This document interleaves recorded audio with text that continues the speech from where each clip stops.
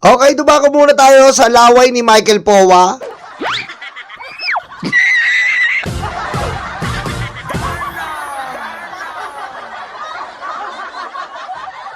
Tahimik po yata mga DDS sa laway na nanggigipalpal ni Michael Powa. Aray ko. Bakit gano'n mga DDS? Pag si Jinky naglalaway, okay lang. Pag si Powa, ang pangit na nga eh. Aray ko. Oh. Aray ko. Ba't gano'n? Oh. Ano masasabi nyo sa laway? Oh, ano masasabi nyo sa komunistang si Robin?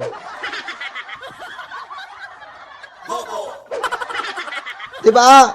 Huwag tayong namimili. Namimili tayo eh. Aray ko. Diba? Kung may laway, i-ano nyo, itag nyo kung may laway. Aray ko. Diba? Itag nyo kung may laway. Aray ko. Oh. Ito po mga kababayan, oh. Ito po mga kababayan, trending din po ito. So BP Sara today in Davao Memorial Park on a random Saturday afternoon. Napakasimple, approachable, unbothered, plus ang ganda. We're praying for you, BP. Grabe, oh. Napakasimple daw po ni Sara. Napakasimple, nakapambahay daw. Magkano po ba yung pambahay ni Sara? Ayan po. Magkano po yung pambahay ni Sara? Ito po ang pambahay ni Sara. Zimmerman. Ang tatak niyan, Zimmerman. Magkano po? Magkano? Zimmerman. Oh. 35,000 pambahay pa lang. Aray ko. 35,000 po mga karayuma. Pambahay pa lang ni Sara. Napakasimple. Napakahirap. Napakasimple. Diba? Samantalang tayo, pambahay natin, nakabrief lang tayo. Pag nasa bahay tayo, nakabrief lang tayo. Si Sara, naka 35,000 pa, pambahay lang. Napakasimple. Ayan po, mga babayan, no? Ayan po yung suot ni Sara. Oh. Ayan, no? Napakasimple. Pambahay. Simpleng-simple. Ngayon mga kababayan, ito na po, dumako tayo dito. VP Sara not violent. No intent to hurt others. Oh. Diba? VP Sara not violent. No intent to hurt others. Wala talagang intensyon manakit ng tao. Aray ko. Walang intensyon manakit ng tao kaya wala nang inabutang mukha si sheriff eh. Ano bang maging safe sa tamang tao? Ito ang dapat mong gawin. First step, second steps, helmet.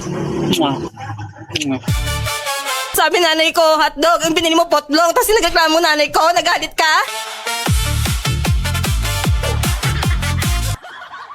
Dito tayo. How confidential funds, ito po how confidential funds and intelligence funds change across 6 OBP administration. Ito po, sa 6 na administrasyon, kitang-kita nyo naman po kung sino parang Aray ko. 5 million si Gloria. 5 million si Gengona. 6 million per year si De Castro. 6 million per year si Binay. Si Lenny wala. Aray ko. Si Sara 500 million. Doon pa lang magnanakaw na eh. Aray ko. Diba? Mga babayan, doon pa lang po magnanakaw na. Tingnan nyo po mga kababayan. Tingnan nyo po mga karayuma. 500 million! Siya lang mag-isa ang gumawa niyan.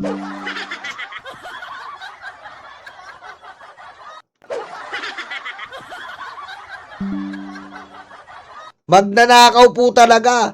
Parang ano, no? Parang blood pressure mo na mataas. Aray ko. Oh. Tapos yan pa yung paborito ng mga DDS na ipagtanggol po. Sang ina naman. Oh. Aray ko. Yan po ba? Ha? Kitang-kita mo yung pattern? Pattern ng pagnanakaw ang ginawa ni Sara. Dahil po, kung talagang hindi po magnanakaw yan, pwede naman maging zero confidential funds. Diba? Pwede naman po maging zero confidential funds. Dahil nagawa rin ni Lenny. Pwede rin maging 10 million lang ang confidential funds mo. Gaya ng nagawa ng ibang BP. Pero si Sara po, sinobraan po ng galing sa pagnanakaw.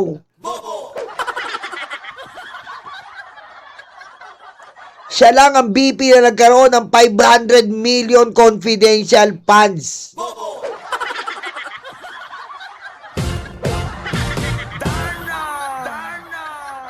At meron po tayong quiz, mga karayuma, sheet work.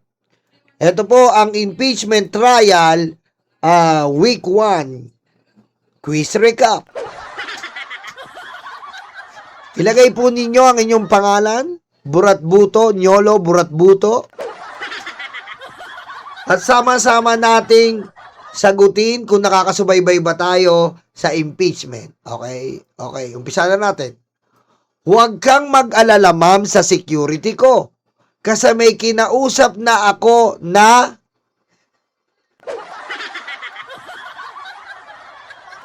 Aray ko. anong tamang sagot? Ulitin ko, anong tamang sagot? Huwag kang mag-alala, ma'am, sa security ko. Kasi may kinausap na ako na tao. Mali. Mali. Aray ko.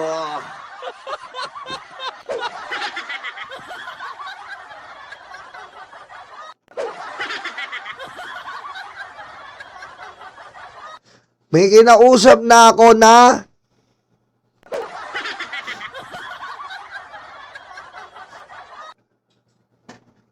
hitman, assassin, mali. Papatay, mali. Aray ko.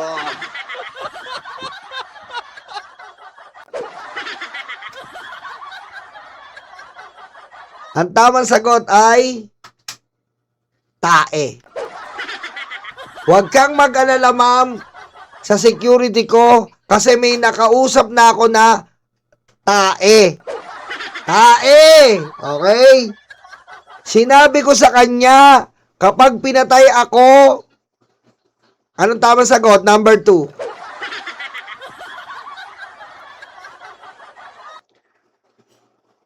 Anong tamang sagot? Kapag pinatay ako,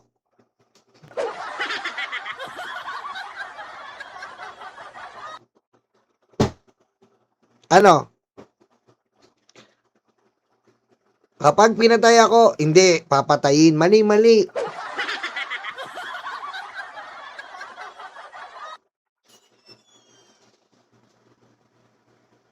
Ututan mo. Malapit na.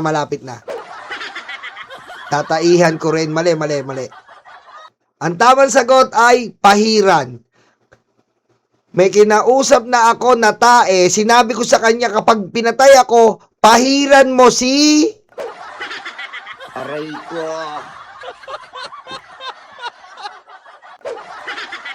Ito po, 3 sagot nyo ha. Kinausap ako na tae. Sinabi ko sa kanya kapag pinatay ako, pahiran mo si blank, si blank at si blank. No joke. Anong tama sagot?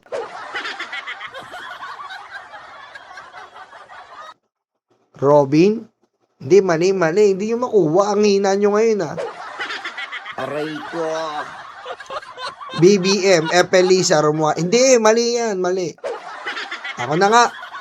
Okay, diretso na natin na. Ma'am, sa security ko, kasi may kinausap na ako na tae. Sinabi ko sa kanya, kapag pinatay ako, pahiran mo si Tito, Vic, at si Joey. No joke. Ayan.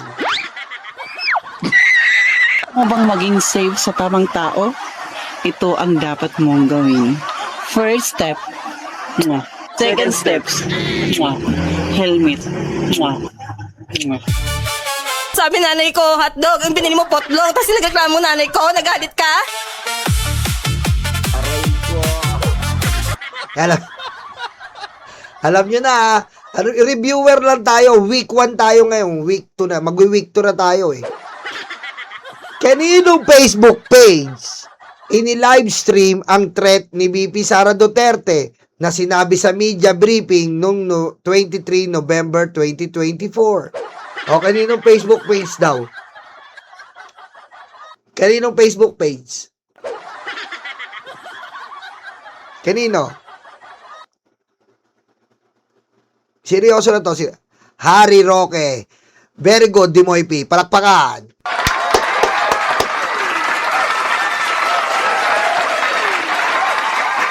Seryoso na to, seryoso. Fill in the blanks to eh, fill in the blanks.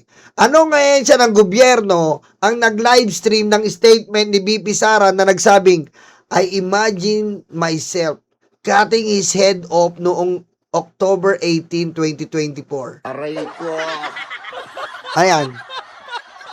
Anong ahensya ng gobyerno ang nag-livestream ng statement ni BP Sara? Anong ahensya ng gobyerno yun? Yun. Ahensya ng gobyerno nag-livestream ng statement ni...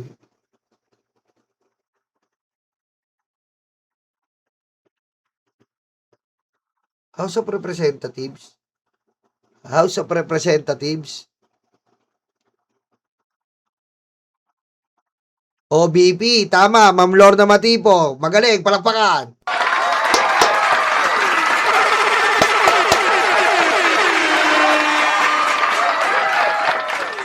Ayon sa assessment ni Agent Calilong bilang sagot sa uling tanong ni Senator Alan Cayetano, anong threat ang sinasabi ni BP Sara Duterte? Anong threat daw?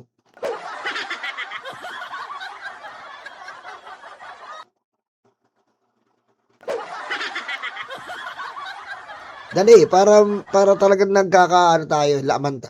Anong threat daw yon?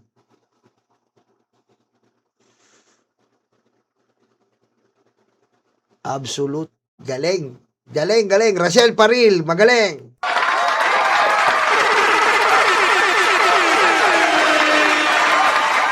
Number 4. Anong software ang ginamit ni Agent Calilong upang i-record at i-preserve ang live stream video noong November 2024?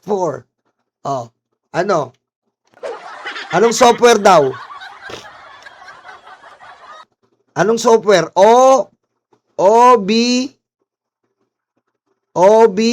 Ano? Anong software?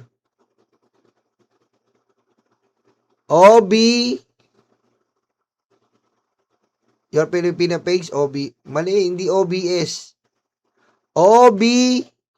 Obituary. Baka dumating po ang pagkakataon, mapalitan si Dr. Jose Rizal. Ang maging national hero natin ay si Pangulong Duterte. Aray ko. Ano ang gagawin mo kapag nalaman mong may kapatid ka sa labas? Papasukin ko.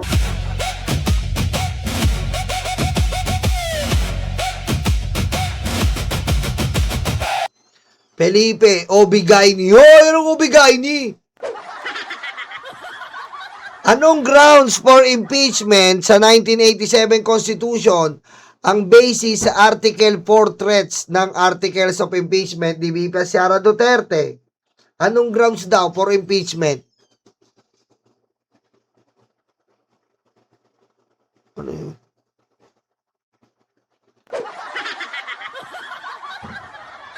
Aray ko. Ano? Galing. Ronce, betrayal of public trust. Ayan. Ibig sabihin,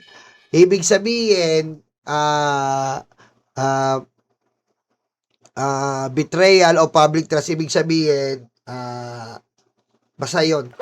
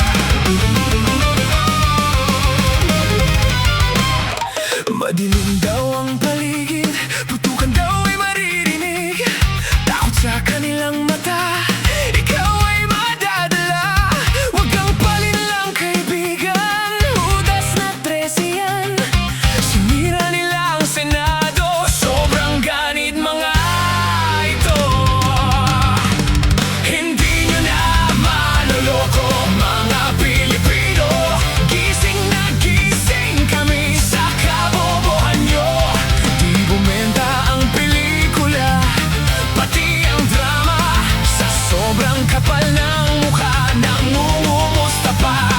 Hindi nyo na maloloko mga Pilipino. Gising na gising kami sa kabobohan nyo. Di bumenta ang pelikula, pati ang drama, sa sobrang kapal ng mukha nang mumumusta pa. May kaso at may sabit, sila-sila sama-sama. Sigaw ng puso'y Duterte, abay nakakaputang ina. 10 utos kaibigan, huwag patayin ang kapwa mo. Tinago nila si Bato, pinatakas din ito. Hindi nyo na maloloko mga Pilipino. Gising na gising kami sa kabobohan nyo. Di bumenta ang pelikula, pati ang drama, sa sobrang kapal ng mukha nang mumumusta pa. Hindi nyo na maloloko mga Pilipino. Gising na gising kami sa kabobohan nyo. Di bumenta ang pelikula, pati ang drama, sa sobrang kapal ng mukha nang mumumusta pa.